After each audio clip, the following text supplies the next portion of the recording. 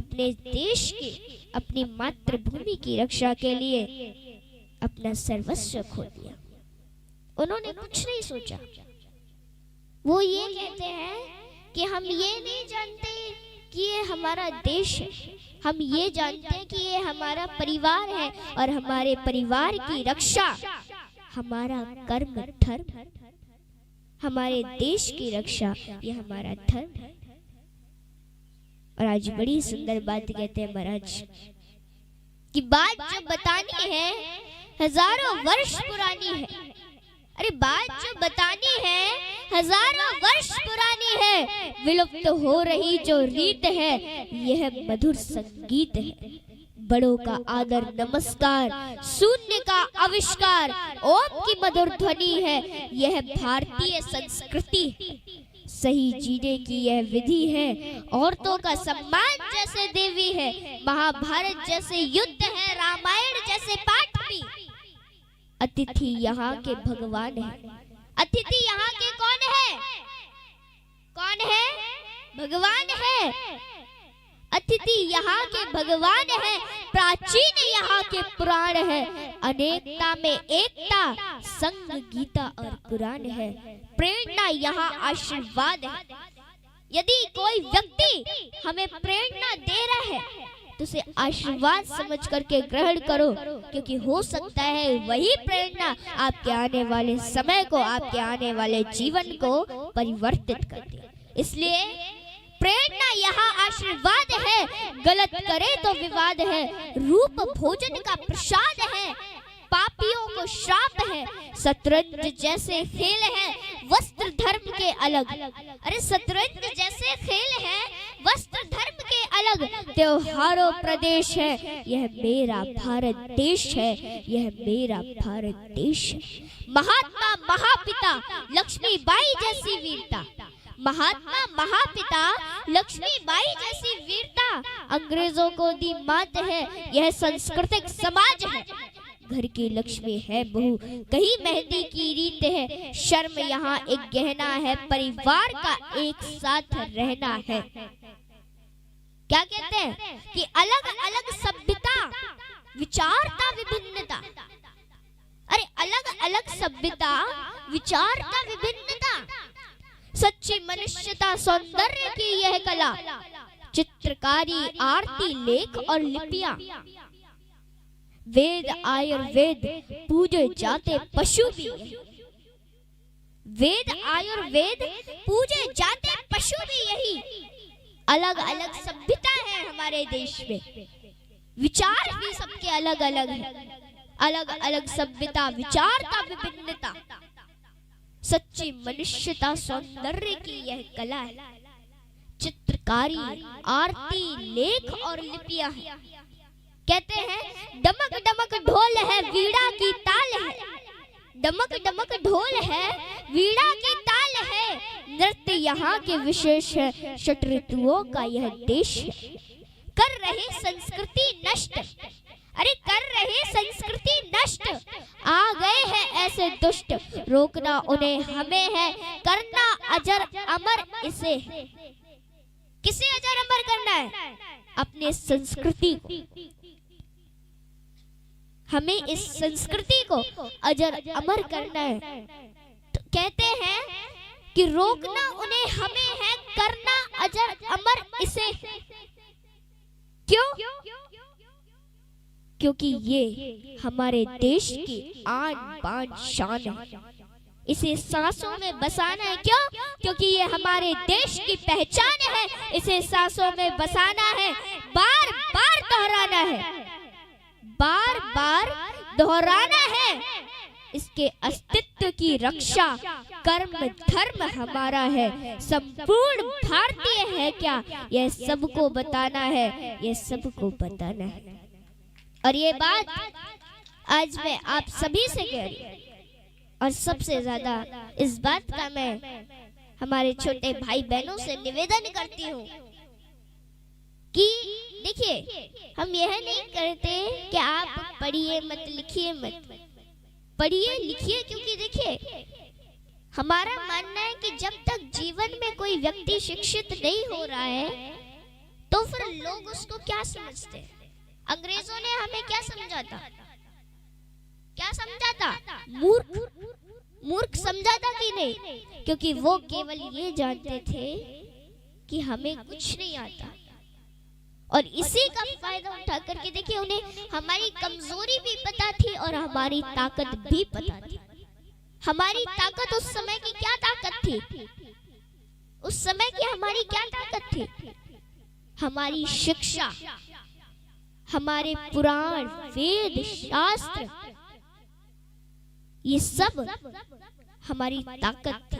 हमारे गुरु, हमारे गुरुकुल, ये सब हमारी ताकत थी। और हमारी कमजोरी क्या थी? कि हम इन सब के बिना नहीं रह सकते। और इन्हीं सभी चीजों का फायदा उठा करके अंग्रेजों ने हमारी वो प्राचीन पुस्तकों को तक जला दिया था, जिनको कभी किसी समय में हमारे ऋषियों ने, महान संतों ने लिखा था। वो पुराण जला दिए। हमारे गुरुओं पर इतना अत्याचार किया, ब्राह्मणों को मारा। परंतु आज हम सभी और स्वतंत्र हो चुके हैं। और एक बात मैं कहना चाहती हूँ कि ये हमारी जो संस्कृति है, इसे कभी नष्ट नहीं होने देना है। कहते हैं कि प्राचीन मंदिरों के पुनरुत्थान, पुनर्स्थापन और नवीनीकरण के माध्यम से भारतीय संस्कृति का पुनरुत्थान किसी राष्ट्र की ताकत और पहचान को आकार देने में सर्वोपरि महत्व रखता है।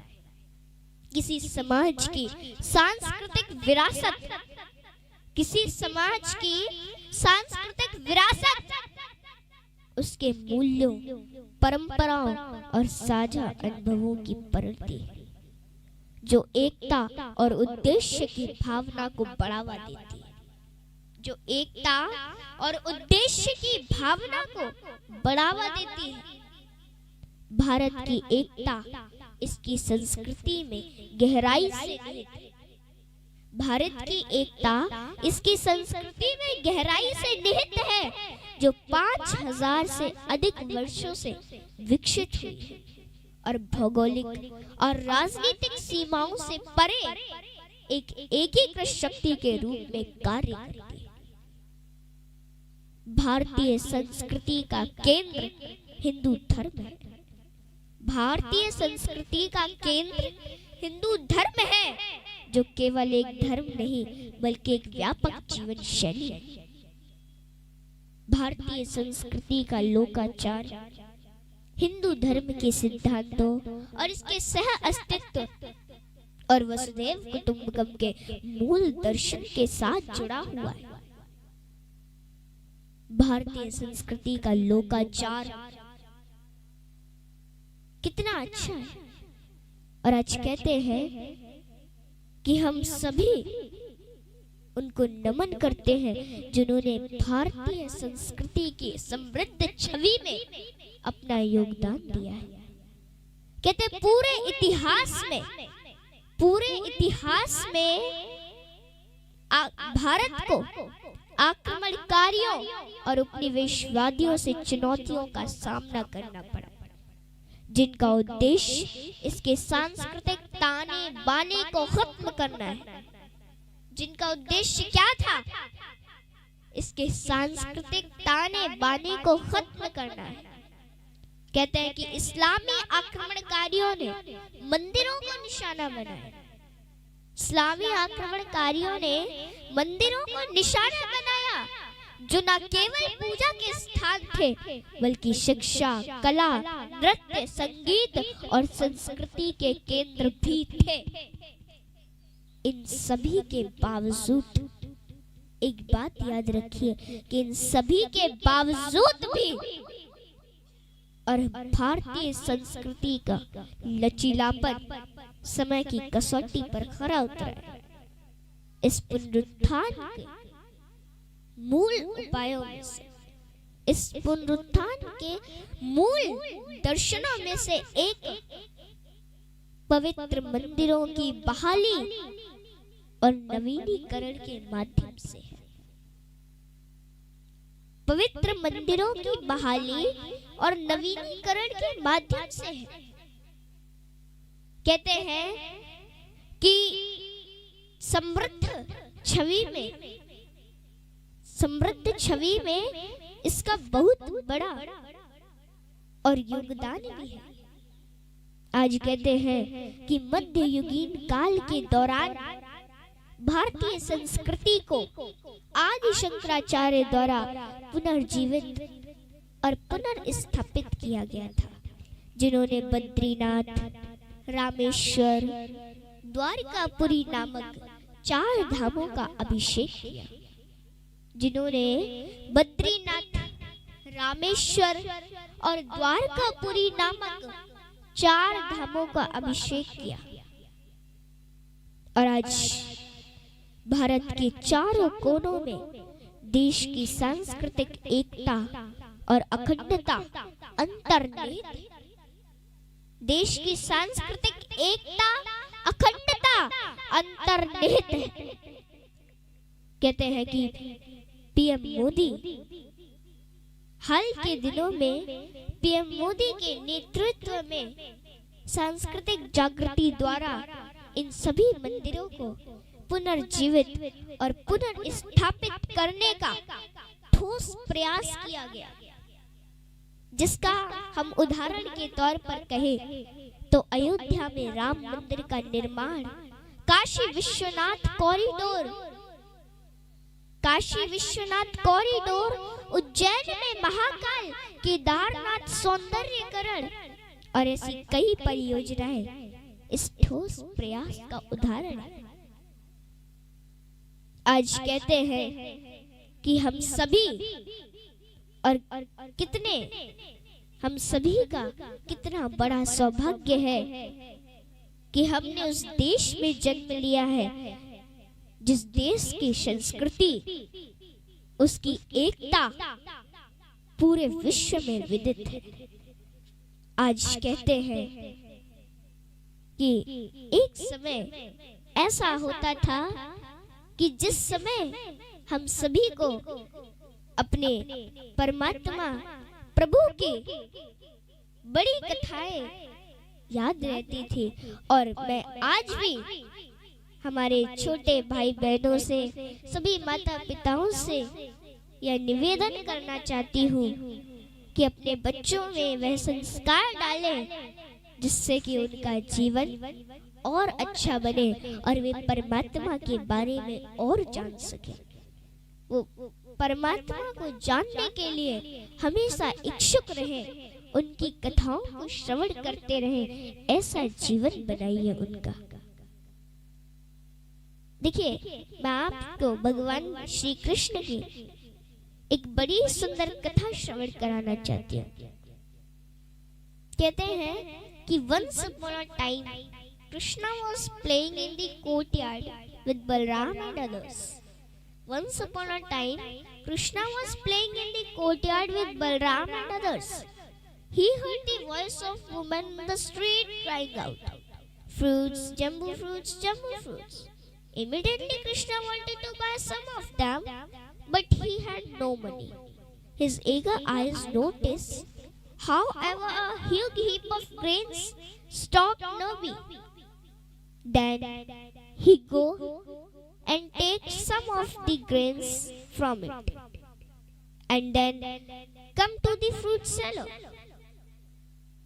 When Krishna was running, her grains get in the ground, fell on the ground.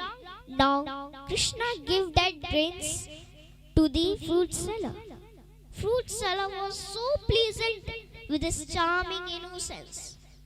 She filled up both his hands with fruits, with almost nothing in exchange for it. Her basket was empty.